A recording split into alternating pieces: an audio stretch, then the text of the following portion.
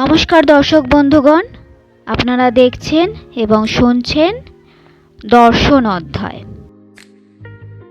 Semester 4 2025 philosophy এমইন2 বিষয় নিয়ে যারা পরীক্ষা দিয়েছিল আমরা এখানে সেই প্রশ্ন আপলোড করে দিলাম।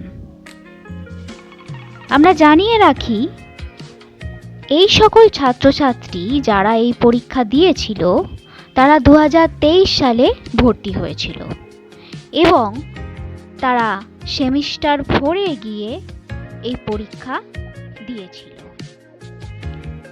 এবং ফিলোসফি তাদের সেকেন্ড মাইনর সাবজেক্ট ছিল।